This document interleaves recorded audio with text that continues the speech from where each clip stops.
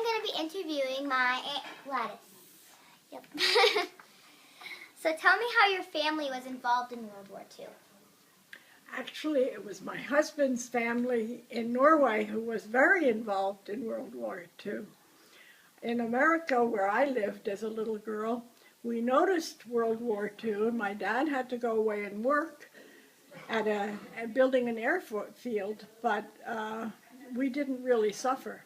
But my husband, Olaf, lived in Norway, and Norway was invaded in 1940, and he was then 4 years old. He noticed some things the first year or two, but then things got hot in our southern part of Norway. There was an invasion from England of Norwegians who were trying to sabotage the Nazi, and they had a problem. They were discovered and needed to hide. So they came marching in the middle of winter, marching over the mountains, and arrived in our valley, cold and hungry and scared. My husband's grandpa had a big, for those years, it was a big cabin way up in the mountains. So he was asked by a little boy who had a message hidden in his shirt if they could borrow the cabin. And they worked hard at sneaking 41 men up in snow with bad shoes and not enough skis up to our cabin, which takes 2 hours straight climbing way up in the wilderness. No roads, no nothing. And there they lived for 6 weeks. And undiscovered. They had food transferred from the bakery way down in the valley and sneaked up by farmers underneath hay stacks.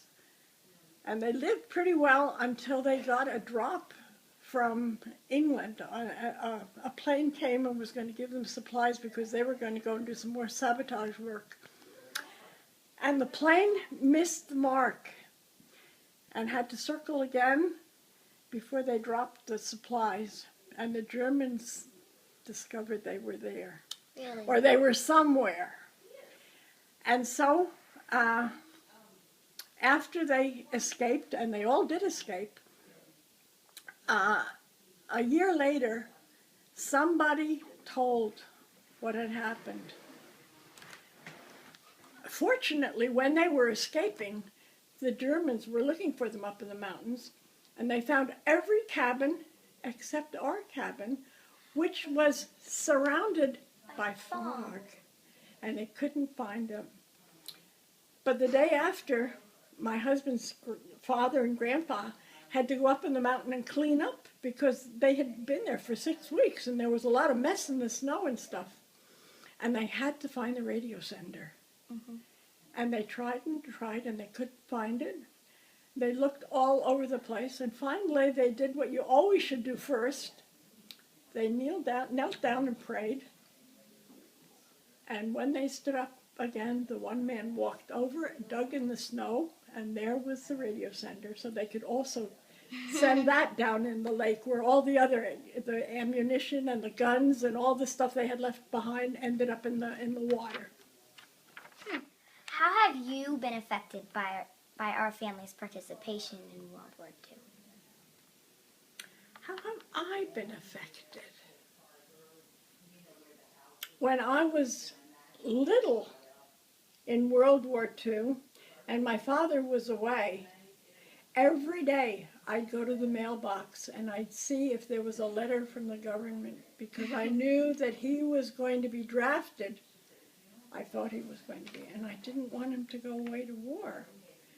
And then one day he turned 38, and the letter hadn't come, and I was a very, very happy girl.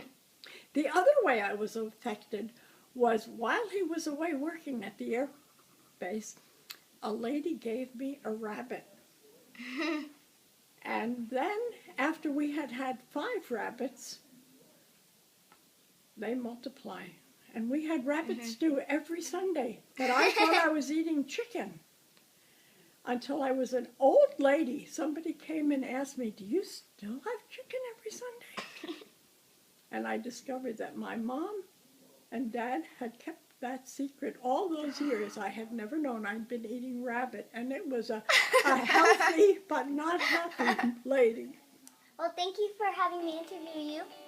Thank you for letting me tell my story. Wish you well.